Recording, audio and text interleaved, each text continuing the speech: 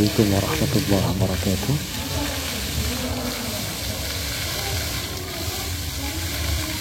Alhamdulillahi rabbil alamin.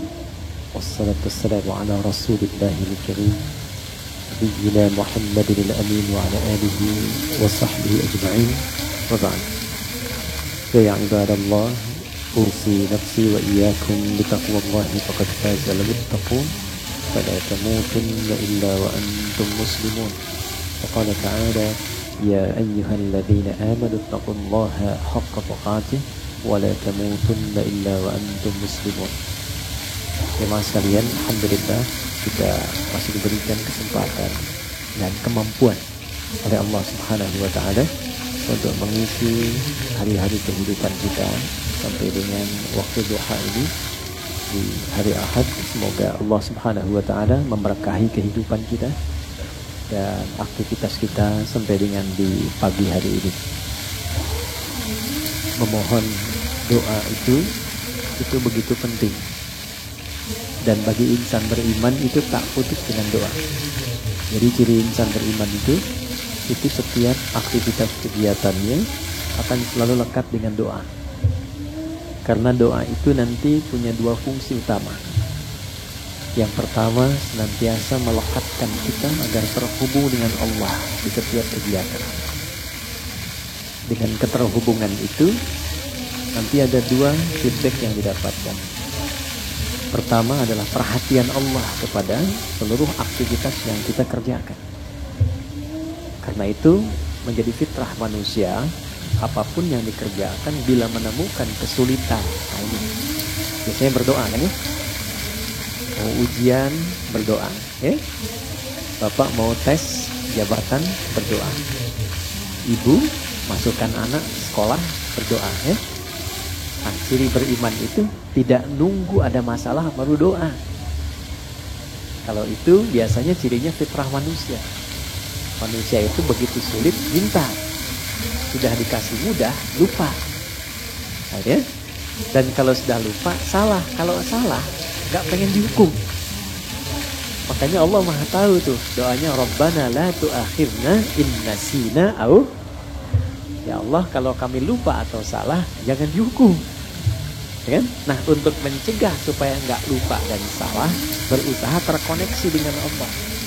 Karena itu, semua kegiatan kita itu seluruhnya bersandi dengan doa. Tidak ada satupun kegiatan yang tidak ada doanya. Silahkan dicek. Dan itu cuma di Islam. Cuma di Islam. Yang doanya bukan direka-reka ya, tapi memang betul diberi petunjuk sesuai dengan konteks. Karena itu doanya itu selalu senapas dan selaras dengan kegiatan. Coba antara bangun tidur dengan akan tidur, sama nggak doanya? Beda kan ya? Padahal aktivitasnya terkait tidur. Yang satu bangun, yang satu tidur, akan tidur. Tapi doanya beda. Dan itu doanya bisa serupa, nggak dikarang-karang.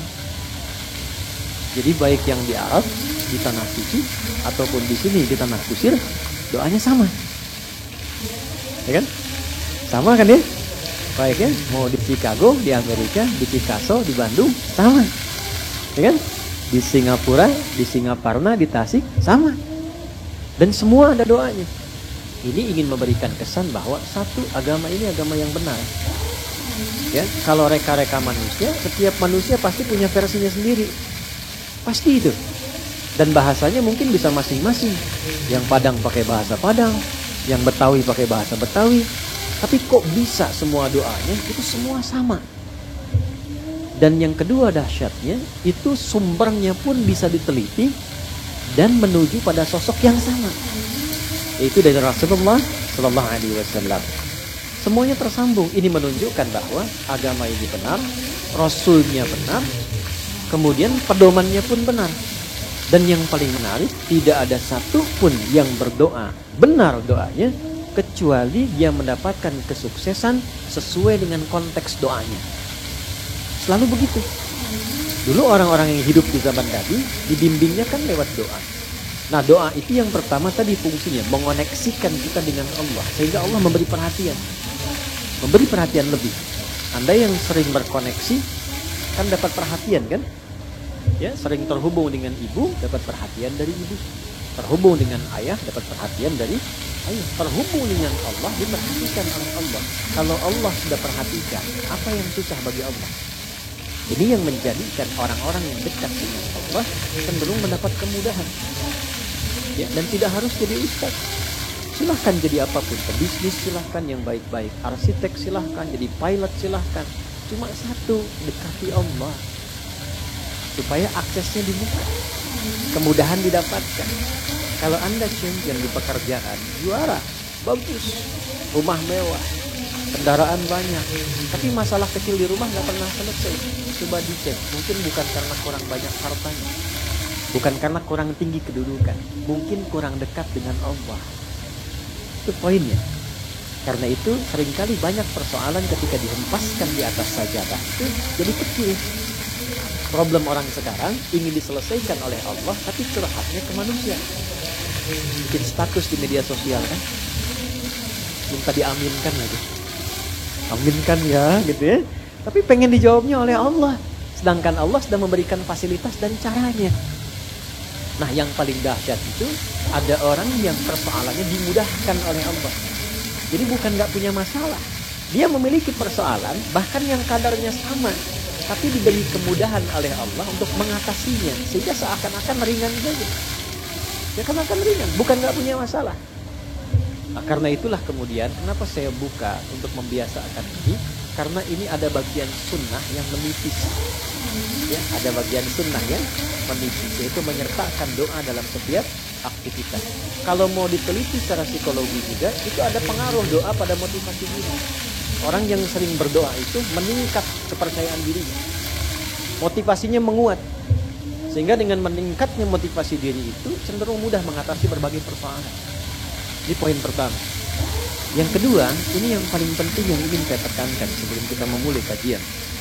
Bapak Ibu sekalian, di dalam Islam, doa itu bukan sekedar mengoneksikan diri dengan Allah Sang Khalik, tapi juga mengandung pedoman. Sekali lagi, mengandung pedoman dari aktivitas yang akan kita kerjakan. Itulah yang menyebabkan semua doa sesuai dengan konteks. Lafaznya bisa beda-beda. Dan kalau kita teliti, ini pentingnya pemahaman. Semua isi doa itu isinya pedoman menjalani aktivitas. Ya, saya beri contoh begini misalnya. Tadi teman-teman kan masuk masjid ya. Doanya apa? Allahumma ftahli abwaaba. Nanti keluar doanya apa? Allahumma inni as'aluka min fadlik. Coba lihat, kenapa doa masuk dengan keluar beda? Dan kakinya kenapa beda? Masuk kaki, keluar kaki kiri. Ya, doanya lain kan? Coba.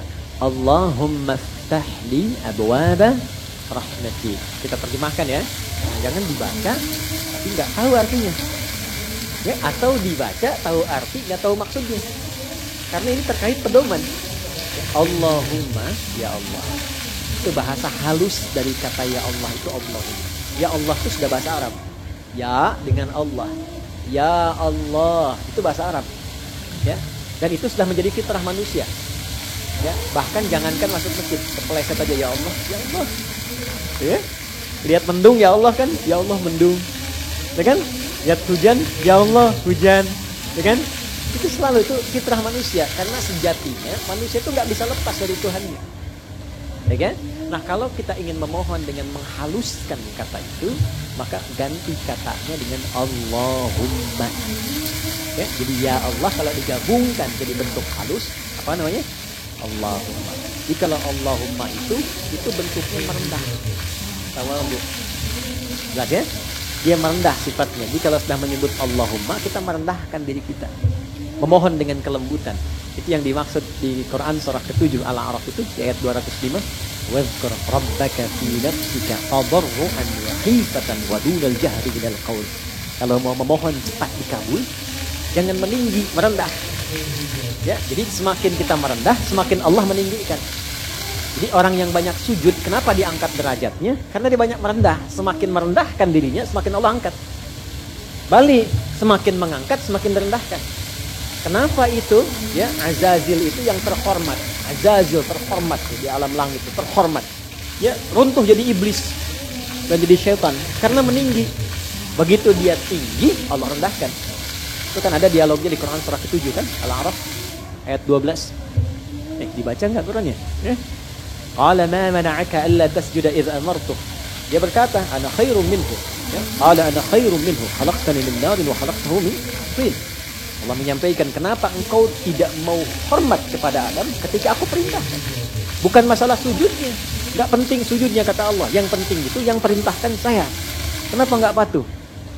Maka iblis mengatakan, ya, saya lebih hebat dibandingkan dengan Adam. Bukan levelnya yang dicipta dari tanah mesti hormat kepada yang dicipta dari api, mesti hormat kepada yang dicipta dari tanah. Maka ketika dia meninggi, Allah rendahkan. Ya. Dan ketika seseorang merendah, Allah tinggikan. Maka dari itu, kalau ingin berdoa cepat dikabul, maka merendahlah di hadapan Allah. Jangan membawa ketinggian, merendah. Mohon dengan kelembutan. Maka ketika masuk, Allahumma ftahli abwaaba rahmatik, kita merendahkan diri kita. Ya, kalau Bapak Ibu mau cek, coba jalan-jalan ya, napak tilas ke jejak masjid-masjid dibangun di tempo dulu. Itu ada masjid di Cirebon yang dibangun Sunan Gunung Jati itu pintunya sedikit dikebawahkan tuh. Coba kalau cek ya, kalau nggak percaya. Ya, kan sedikit dikebawahkan kan? Makanya masuknya tuh agak ke bawah kan? Itu sudah ngasih pelajaran. Jadi orang dulu itu pelajarannya simpel, nggak banyak ceramah, tapi langsung dipraktekkan. Kenapa? Di antara dasar pemahamannya, filosofinya, itu menerapkan konteks ini. Masuk dengan merendah, masuk ke rumah Allah kok meninggi. Ya kan? Walaupun Anda pejabat, punya kedudukan, punya harta, tapi statusnya di masjid hamba Allah. Ya, terlambat ya belakangan, jangan ngotot saf pertama. Ya.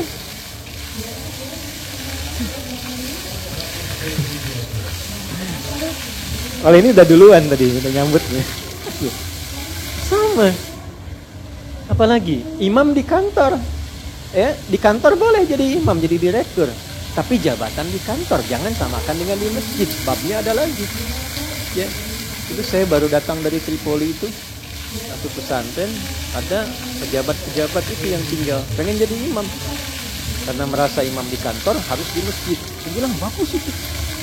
Bagus. Cuman bacaannya agak kurang tepat. Sehingga telinga kadang sakit kalau dengar. Tuh kan? Saya tanya, Pak, kenapa nggak diperbaiki dulu bacaannya baru jadi imam? Justru kami jadi imam Ustaz supaya bisa diperbaiki. Saya bilang bagus itu Pak motivasinya. Jarang ada orang kayak Bapak itu. Luar biasa. Tuh, jangan direndahkan. Kan itu karena belum tahu. Orang belum tahu diberitahu. Bukan dimarahi. Ya. Pak, saya kasih jalan yang cepat supaya Bapak tetap jadi imam dan kualitas makin bagus. Wah, boleh Ustaz tuh. Bapak tetap jadi imam. Nanti sebelum sholat, cek dulu Pak bacaan. Antri nanti saya siapkan. Insya Allah begitu naik jadi imam, jadi lebih bagus. Betul itu Ustaz. Nah, sambil dicek, Bapak ngimaminnya zuhur dan asar dulu. Biar saya yang handle maghrib, isya sama subuh, gitu kan. Tapi sepakat, yang penting kan nggak turun status, ya kan? Tetap imam, ya kan? Kadang psikologi kan begitu. Yang penting nggak turun status. Dan kita mendahulukannya, Bapak tetap imam, Pak, ya kan? Nah, imamnya zuhur dan asar. Alhamdulillah, begitu maghrib, isya dan subuh kita gantian sama santri, kualitas bacaan lebih dibagusin.